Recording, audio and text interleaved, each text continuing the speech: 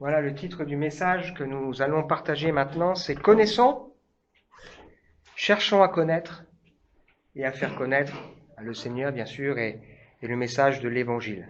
C'est aussi le thème du chant qu'on vient de prendre ensemble. Viens toucher ma vie à nouveau. Conduis-moi à te connaître, Seigneur, plus encore. Je veux m'approcher de toi.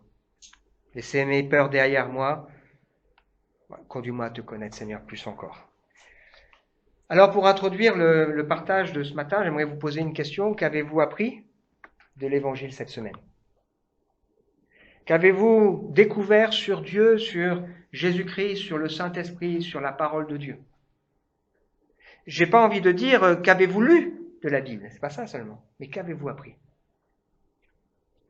C'est-à-dire qu'avez-vous découvert pour votre vie qui impacte votre vie?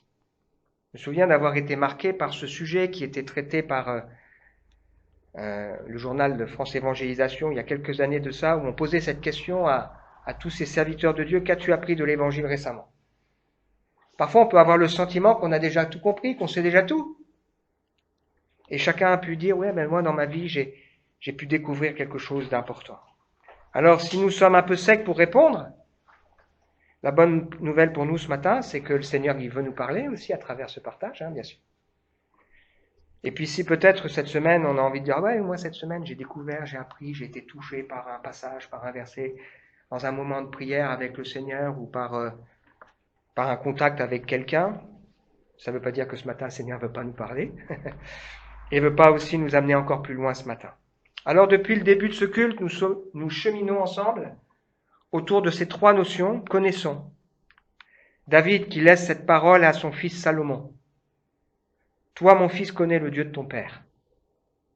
Et sers-le d'un cœur dévoué et d'une âme bien disposée. L'Éternel sonde les cœurs et pénètre tous les desseins et toutes les pensées. Connais le Dieu de ton père.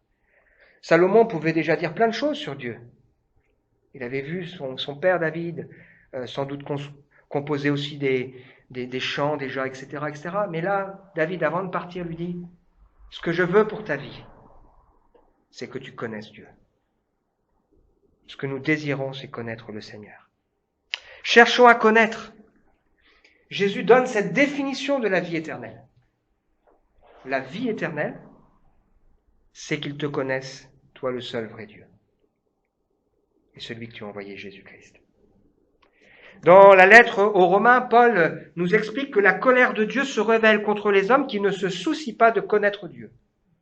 Et finalement, le jugement qui tombera sur ceux qui n'auront pas voulu accepter la main tendue de Dieu en Jésus-Christ, c'est parce que quelque part, ils ont refusé de connaître Dieu.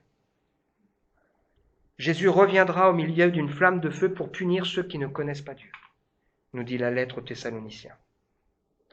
Et puis la maturité chrétienne, c'est le fait quand des pères ou des mères qui ont grandi, non pas qui sont plus âgés, mais qui ont grandi dans leur connaissance de Dieu, c'est qu'ils ont connu celui qui est dès le commencement.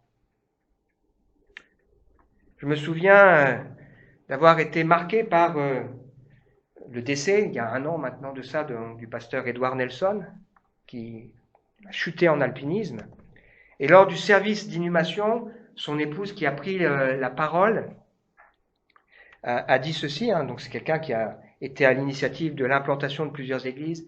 Elle a dit ceci, Édouard, il savait une chose, ce qui est important, c'est pas implanter des églises, c'est pas de faire des tas de choses, c'est de connaître le Seigneur. Et dans sa vie, tout ce qu'il cherchait, c'était à connaître Dieu. Le désir de Dieu, c'est de se faire connaître à nous. Et si on conçoit que l'évangile, c'est simplement éviter l'enfer, on n'a pas compris. Parce que Jésus est venu pour nous, le royaume s'est approché pour faire de nous des fils et des filles qui connaissent le Père et qui sont réconciliés avec lui. Le but de la sanctification, de mes progrès dans ma marche avec le Seigneur, c'est pas qu'à un moment donné je sois un homme plus moral ou plus exemplaire au niveau humain, mais c'est que je vive une communion plus forte avec le Seigneur. Cette semaine, j'ai vraiment été interpellé par cette pensée de Jean-Baptiste qui dit « il faut qu'il croisse » et que je diminue. Et je me suis aperçu que dans ma vie, parfois, je mets pas les priorités au bon endroit.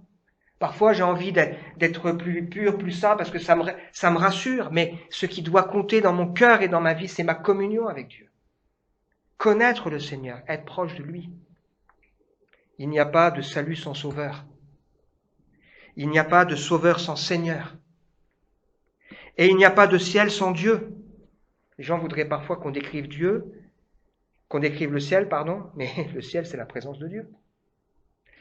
Cette semaine, pour le Café Champ, j'ai fait plusieurs petites vidéos. La première, j'ai parlé de cette expression « pauvre comme Job ». Et on pourrait se dire, mais comment ça se fait que Dieu a permis ça dans la vie de Job, autant d'épreuves, autant de difficultés? On a la réponse à la fin. Job qui dit, j'avais entendu parler de toi, mais maintenant mon œil t'a vu. Ça veut dire que celui qui était droit, qui craignait Dieu, qui se détournait du mal et qui était un homme exemplaire, il avait besoin de connaître mieux le Seigneur, de le découvrir encore davantage dans sa vie personnelle. Et dans ce moment d'épreuve, il dit, j'ai parlé sans le savoir de choses qui me dépassent, de choses que je ne conçois pas. J'avais entendu parler, maintenant je t'ai vu. J'ai eu l'occasion de mettre cette petite présentation des livres de Nick Fujitsu, ce monsieur qui est né sans bras et sans jambes. Et en fait, cet homme, il a été touché le jour où il s'est dit, mais pourquoi je suis né comme ça? Le jour où il a compris, en lisant l'évangile de Jean, on pose cette question, pourquoi il y a un homme qui est né aveugle? Et c'est pour que la gloire de Dieu soit manifestée en lui. C'est pour qu'il vive quelque chose avec Dieu. Pour qu'il soit un instrument et Dieu se sert de cet homme pour être un instrument entre ses mains. Je viens de publier cette petite interview que j'ai fait avec Nathanaël. Pourquoi un Dieu bon envoie-t-il des gens en enfer? Et dans cette petite vidéo, Nathanaël rappelle cette vérité importante. Il dit l'enfer, c'est finalement l'absence totale de présence de Dieu. Et le ciel, c'est quoi? C'est la présence du Seigneur. Dans ma vie, est-ce que j'ai envie? Est-ce que j'ai soif de connaître le Seigneur? L'insensé dit dans son cœur non à Dieu. C'est ça que ça veut dire ce texte. Non, je ne veux pas de Dieu. Je ne veux pas le connaître, je ne veux pas savoir qui il est. Vous savez qu'on pense souvent à ce texte de Matthieu où Jésus va pouvoir dire qu'il faut entrer par la porte étroite, que étroite est le chemin resserré qui mène à la vie, il y en a peu qui le trouvent. Et il parle ensuite de ceux qui disent Seigneur, Seigneur, et qui ont fait des tas de choses pour lui. Et souvent, on prend ce texte pour parler de gens qui auraient utilisé le nom de Dieu de manière inappropriée, de manière excessive. Peut-être qu'effectivement, ils ont chassé des démons, etc. Mais il faut voir plus loin dans ce texte. C'est que ce sont des personnes qui focalisent leur attention sur ce qu'ils ont fait, et non pas sur qui est Dieu, et ce qu'il veut faire dans nos cœurs et dans nos vies, qui ne prennent pas le temps d'écouter le Seigneur. Puisque juste après, il enseigne que celui qui est prudent, qui a bâti correctement sa maison, c'est celui qui écoute ce que je lui dis, qui apprend à me connaître. Connaissons, cherchons à connaître le Seigneur. Alors on va poursuivre ensemble ce matin la découverte de comment l'Évangile a été proclamé par les premiers croyants.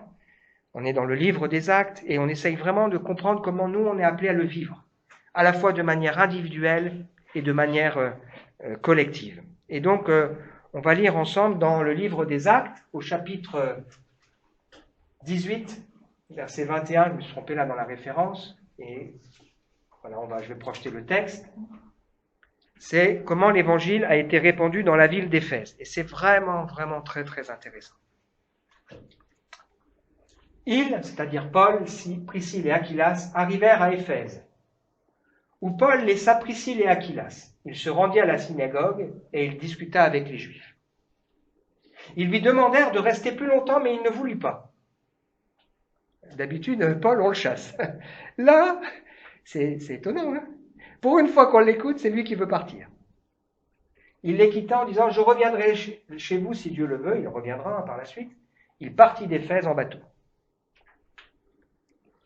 Un Juif nommé Apollos, né à Alexandrie, était arrivé à Éphèse. C'était un bon orateur, qui connaissait très bien les Écritures.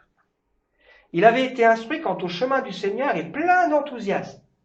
Il annonçait et enseignait avec exactitude ce qui concerne Jésus, mais il connaissait que le baptême de Jean. Il se mit à parler avec assurance dans la synagogue. Après l'avoir entendu, Priscille et Aquilas le prirent avec eux pour lui expliquer plus exactement le chemin de Dieu. Ensuite, Apollos désira se rendre en Achaïe. Les frères l'y encouragèrent, ils écrivirent une lettre aux croyants de cette région pour qu'ils lui fassent un bon accueil. Une fois arrivé, il fut très utile à ceux qui étaient devenus croyants par la grâce de Dieu. En effet, avec des arguments solides, il réfutait publiquement les objections des Juifs, il leur prouvait par les Écritures que Jésus est bien le Messie. Pendant qu'Apollos était à Corinthe, donc il se croise avec Paul. Paul, il quitte Éphèse, il va à Corinthe, il revient de Corinthe, il retourne à Éphèse et ils se croisent. Pendant qu'Apollos était à Corinthe, Paul traversa la région montagneuse d'Asie mineure et il arriva à Éphèse.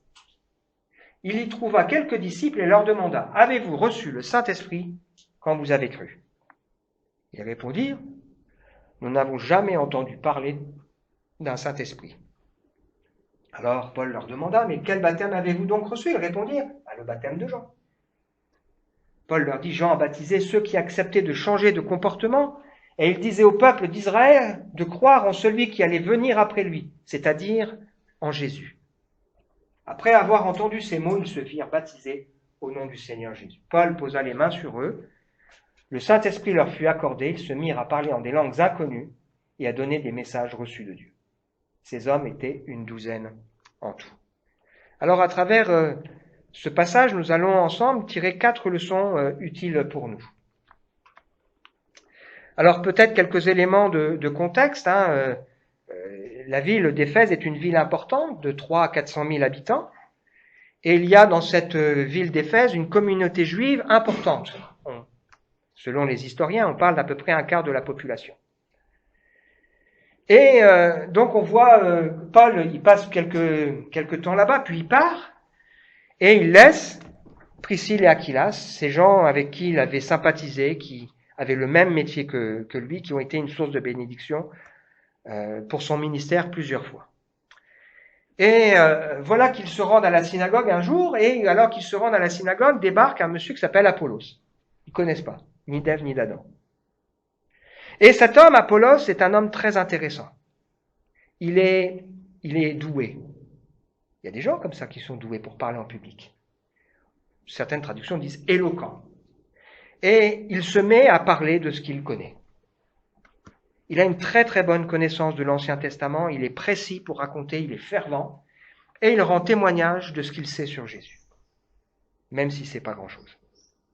Il a juste entendu parler du baptême de Jean-Baptiste. Le baptême de Jean-Baptiste, c'est une période transitoire entre l'Ancienne Alliance et la Nouvelle Alliance, où cet homme est celui que Malachie avait annoncé ou que Ésaïe avait annoncé, qui serait destiné à préparer la voie du Seigneur.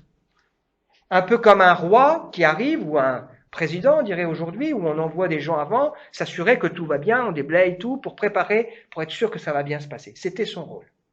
Et pour préparer la voie du Seigneur, pour leur dire, voilà, le royaume de Dieu va s'approcher, il disait aux gens, vous devez revenir à Dieu, vous devez changer, vous devez vous repentir. Et puis, vous devez vous faire baptiser pour montrer à tous que vous avez décidé maintenant de mettre Dieu à la bonne place dans votre vie, que vous changez d'attitude. Et puis quand il voit Jésus arriver, il désigne Jésus en disant « Je ne suis pas digne de délier en me baissant la courroie de ses souliers. Moi, je vous ai baptisé d'eau, mais lui, il vous baptisera du Saint-Esprit et de feu. » Il désigne Jésus comme l'agneau de Dieu qui ôte le péché du monde. Il dira « Jésus, c'est celui qui m'a précédé. » Donc Apollos annonce juste une partie de l'évangile. Il ne sait pas grand-chose, mais il rend témoignage. Et donc la première leçon pour nous, c'est qu'on n'a pas besoin de tout savoir pour rendre témoignage. On n'a pas besoin de tout savoir pour rendre témoignage. Ça nous amène à 2 questions. Qu'est-ce que l'évangile ?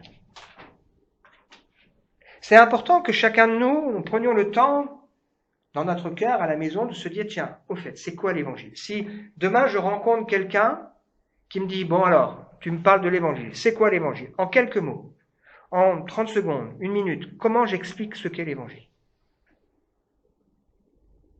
Si j'arrive pas à le faire, il y a un problème. Et il faut se préparer. Comment je peux expliquer ce qu'est l'évangile ? Il parle de Jésus. Jésus, il parle de Dieu qui veut nous réconcilier avec lui, il parle de Dieu qui veut nous sauver, il parle que nous sommes perdus, il parle que nous avons besoin, à un moment donné, que le Seigneur nous accueille comme ses fils et ses filles. La deuxième question qui se pose à nous, ça veut dire quoi rendre témoignage? Parce que cet homme, Apollos, il rendait témoignage. Et parfois, on ne sait pas bien ce que ça veut dire. Et c'est pour ça que parfois, on est mal à l'aise. Qu'est-ce que ça veut dire rendre témoignage? Est-ce que c'est raconter toute ma vie? C'est pas ça que Dieu nous demande. Rendre témoignage, c'est expliquer avant comment j'ai rencontré, comment à un moment dans mon cœur, dans ma vie, j'ai vraiment, l'évangile est devenu, a pris sa place et a percuté ma vie. Et qu'est-ce que je vis aujourd'hui? Et quelque part, c'est montrer de manière très pratique ce que Dieu fait dans ma vie, dans la vie de quelqu'un, comment on peut vivre quelque chose avec Dieu. Il y a plein de gens qui peuvent parler de Dieu. Ils peuvent vous dire des tas de choses. Mais là où vous toucherez les gens, là où on sera des instruments entre ses mains, c'est le jour où on peut dire aux gens, moi, tu sais ce que je vis avec Dieu? Bah, tout simplement, voilà, c'est ça. Dans ma difficulté, voilà, on a prié, le Seigneur a donné un travail, on a prié, le Seigneur a béni ma fille, on a prié, le Seigneur pose ses mains sur la situation avec ma maman, enfin, voilà, c'est ça qu'on vit l'Évangile. Avec cette idée qu'on doit mettre l'accent sur la personne de Jésus, parce que c'est le nom qui a été donné, c'est le Sauveur. L'Évangile, c'est Jésus-Christ, c'est une personne. Et puis, les Grecs employaient cette expression, ils parlaient d'un triangle. Il faut parler à la tête, il faut parler au cœur, et il faut parler au corps. Et c'est pas faux. Il faut parler à la tête, c'est-à-dire il y a des choses à dire. C'était un homme instruit, il pouvait prouver, démontrer sa foi, il avait une bonne connaissance. Et l'évangile, c'est pas léger. L'évangile, c'est tout le message de la Bible. On est en train d'étudier là le jeudi soir, de découvrir le message du salut, et vous allez voir que le salut, c'est pas simplement Jésus sauve mes péchés, mais c'est beaucoup plus que cela. Donc on parle à la tête, mais on parle aussi au cœur, c'est-à-dire il y a des sentiments qui s'y mêlent. Tout à l'heure, tu étais ému, parce que ça veut dire quelque chose dans ta vie, et ça, les gens voient. On n'est pas là en train de donner une leçon, on est là en train de dire, mais moi, vraiment, ça m'a bousculé, quoi. Ça a fait quelque chose dans ma vie. Et puis on parle au corps, dans le sens, c'est l'idée de dire, il y a des choses concrètes qui se passent. L'évangile, ça change ma vie de manière concrète. J'ai arrêté de faire mes bêtises, j'ai décidé de donner une orientation différente. Ça change ma vie de manière tout à fait concrète. On n'a pas besoin de savoir grand-chose pour rendre témoignage. La Samaritaine, quand Jésus vient la voir et la rencontre et lui révèle qu'il connaît son cœur et sa vie, qu'il ne la juge pas, mais qu'il veut lui donner plus, elle part et elle dit, venez voir un homme, il m'a dit tout ce que j'ai fait. Elle ne savait pas grand-chose. Peut-être c'est lui le Christ, mais elle pouvait parler. On pense à cet aveugle de naissance dont on a parlé tout à l'heure. On l'interroge en lui disant, alors explique-nous, parce qu'on veut tout décortiquer. Il lui dit, écoutez, à la fin, moi je sais pas grand-chose, je sais une chose, j'étais aveugle, maintenant je vois. Ça ne veut pas dire qu'il n'avait pas besoin d'apprendre, mais ça veut dire qu'avec ce qu'il savait sur Jésus, il pouvait rendre témoignage. Il pouvait partager quelque chose. Je ne pourrais plus vivre ma vie sans le Seigneur. Je n'imagine pas comment quelqu'un peut vivre sa vie sans espérance. Voilà, c'est des choses qu'on peut dire. On a une espérance. On sait où on va. On sait que dans ce monde qui s'effondre, regardez quand même tout ce qui se passe, ça s'effondre. Ben nous, on a une espérance. La deuxième chose qu'on découvre et qui est une leçon importante pour nous ici, c'est que Apollos, il a l'humilité de se laisser instruire. Et j'ai envie de dire, Priscille et Aquilas, ils ont l'humilité aussi de partager ce qu'ils savent. Priscille et Aquilas, ils l'entendent. Imaginez quand même leur tête, ils découvrent une personne qu'ils ne connaissent pas. Ils se disent, waouh, oui, mais il manque quelque chose dans ce qu'il dit. Et ils le prennent avec lui discrètement et ils lui disent, est-ce que tu veux qu'on t'instruise? Est-ce que tu veux qu'on t'amène plus loin? Bien sûr, je veux. Et là, ils vont l'enseigner. Il a l'humilité de lui qui est pourtant un homme qui a une grande connaissance de l'Ancien Testament. Comment est-ce qu'il pourrait savoir si personne ne lui explique? Donc ils vont lui expliquer. Jésus est mort, il est ressuscité, il est monté au ciel, il a promis qu'il allait envoyer le Saint-Esprit, il s'est passé un truc à la Pentecôte, le Saint-Esprit est venu, et puis maintenant le Seigneur il nous remplit de ses dons, il lui explique, il a promis qu'il allait revenir, il l'amène plus loin dans la connaissance du message de l'Évangile. Et Apollos a l'humilité de se laisser enseigner, et j'allais dire, Priscille et Aquilas ont aussi l'humilité et la délicatesse de le prendre comme un frère et de lui dire, voilà, sans le juger, avec la joie de se dire, on veut t'amener plus loin dans ce que tu sais. Est-ce qu'on a envie d'apprendre? Est-ce qu'on a envie de se laisser instruire? Est-ce qu'on a conscience qu'on a à apprendre les uns des autres? Ce que l'on sait aujourd'hui, c'est parce qu'un jour on l'a appris. C'est parce qu'un jour quelqu'un nous a montré, nous a enseigné, nous a donné un exemple. Rendre témoignage, ça s'apprend. Troisième leçon pour nous à travers ce texte, c'est qu'une fois qu'Apollos il a été plus loin, il a cœur de servir le Seigneur et il veut aller dans un autre endroit, donc il veut se rendre à Corinthe et il respecte l'Église. Les frères lui disent ouais, c'est une bonne idée, on va écrire une lettre de recommandation.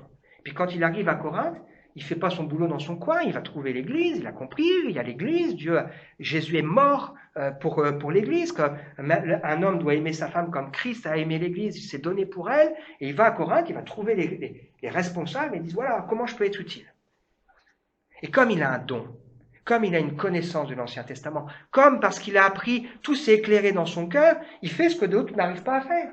Il prend les Écritures et il démontre que Jésus est bien celui qui devait être annoncé. Mais il respecte l'Église.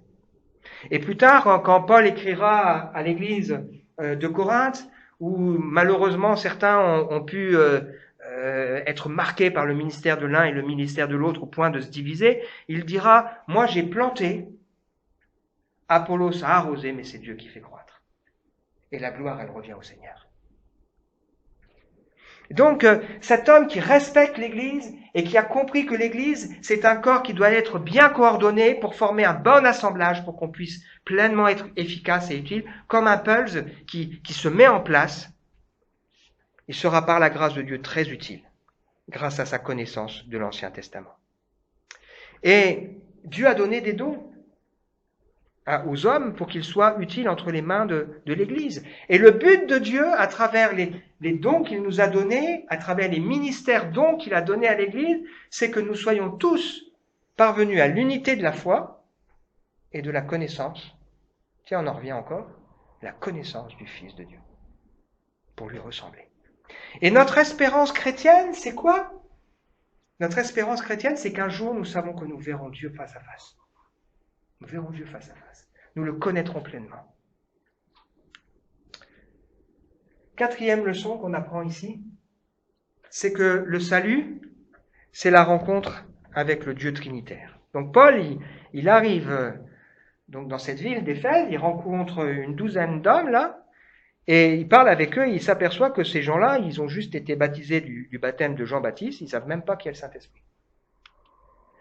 Et donc, ils ont compris les bases, mais il leur manque une expérience importante. Cette expérience qui avait été annoncée dans l'Ancien Testament, c'est pas simplement je demande pardon à Dieu et je comprends, mais c'est Dieu qui promet qu'il viendra transformer nos cœurs. Ézéchiel, chapitre 36, je répandrai sur vous une eau pure, vous serez purifiés, je vous purifierai de toutes vos souillures et de toutes vos idoles, je vous donnerai un cœur nouveau, je mettrai en vous un esprit nouveau.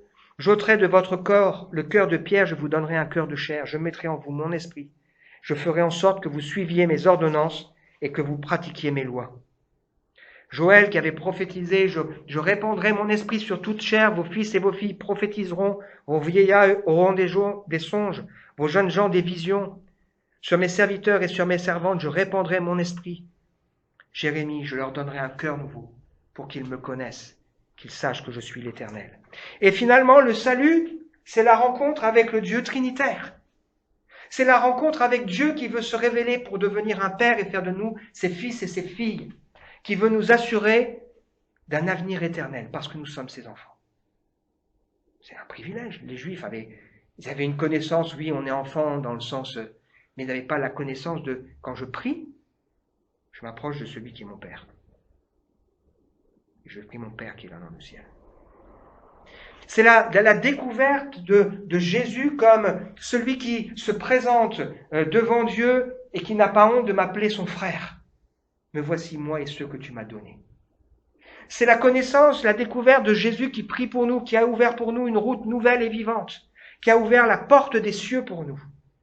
C'est la découverte de Jésus qui nous a préparé une place, qui intercède en notre faveur, qui est tous les jours avec nous jusqu'à la fin du monde, et qui a reçu tout pouvoir et toute autorité. Mais c'est aussi la rencontre avec le Saint-Esprit, qui vient transformer nos cœurs, qui vient nous faire naître à la vie nouvelle, qui vient nous qualifier pour que nous puissions être utiles entre les mains du Seigneur, qui vient révéler la parole de Dieu en nous, mais qui vient aussi la révéler dans le cœur de ceux qui nous écoutent, qui vient nous rendre utiles entre ses mains. Et dans cette lettre que Paul écrira aux Éphésiens, il dira, vous avez été scellés du Saint-Esprit, vous avez reçu les arts de Dieu. Il faut savoir qu'Éphèse, c'était un port, et que il y avait en particulier du transport de bois, et pour savoir à qui appartenait le bois qui était là dans le port, il y avait une marque sur les troncs d'arbres qui étaient là. Et on savait à qui ça appartient. Et quand Paul il dit ça, il fait allusion à ça. On a été scellés, marqués, on appartient au Seigneur. Et il invite les gens qui sont là à Éphèse en leur disant qu'ils doivent ne pas être remplis de vin, mais être au contraire remplis du Saint-Esprit. C'est une aspiration qu'on doit avoir. Être rempli du Saint-Esprit. C'est ce qui amène Jésus à dire de Jean-Baptiste, parmi ceux qui sont nés de femmes, il n'y a pas de plus grand que Jean-Baptiste, mais le plus petit.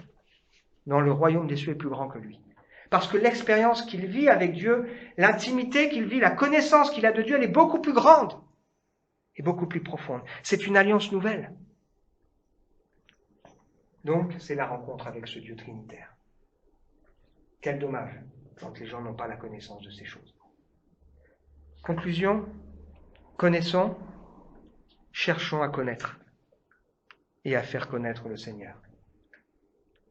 Avons-nous bien compris ce qu'est le salut? Une réconciliation. Ce n'est pas seulement le pardon de mes péchés, c'est une réconciliation. Avons-nous bien compris ce qu'est l'Évangile? Parce que si on ne l'a pas bien compris, on ne peut pas bien le partager. Savons-nous comment rendre témoignage? Et en avons-nous envie? Connaissons, cherchons à connaître et à faire connaître. On est comme ces gens qui ont un trésor et ils puisent dans ce trésor, ils découvrent, waouh, mais c'est génial, c'est waouh. Puis j'ai encore, après des années, purée, j'ai encore pas tout compris, quoi. Hein, on se faisait cette remarque. Des années après, je me dis, mais Seigneur, comment c'est possible que j'ai pas encore compris ça? Parce que c'est pas simplement la tête, c'est le cœur, c'est le corps, c'est tout l'entier. Est-ce que j'ai envie de partager l'Évangile? De dire aux gens, fais confiance au Seigneur Jésus. Beaucoup de gens disent, quand on parle avec eux, même des gens qui sont d'origine catholique, ils disent, moi Dieu je comprends bien, je me souviens, plusieurs personnes m'ont dit, au fond, Dieu je comprends bien, mais Jésus je vois pas trop à quoi il sert. C'est fondamental, l'Évangile c'est Jésus-Christ. Qu'est-ce qui m'empêche de partager ce que je sais déjà? Même si je ne sais pas tout. Ce qui compte, c'est que je le fasse avec exactitude, avec l'humilité de dire, écoute, je ne sais pas tout, mais au moins je sais une chose. Maintenant, je suis sauvé. Je sais une chose, c'est que je ne suis pas tout seul. Je sais une chose, c'est que quand j'ai besoin, je peux m'approcher de Dieu. Je sais une chose, c'est que Dieu m'aime. Il y a plein de gens qui souffrent de ne pas se savoir aimer. Je sais une chose, c'est que si je suis là, ce n'est pas par hasard. Je sais une chose, c'est que Dieu me cherche et que Dieu te cherche. Et que Dieu veut se révéler à toi. De manière personnelle, oui, peut-être avec quelque chose d'un peu spécial. Mais Dieu veut se révéler, même si tu es un enfant de chrétien.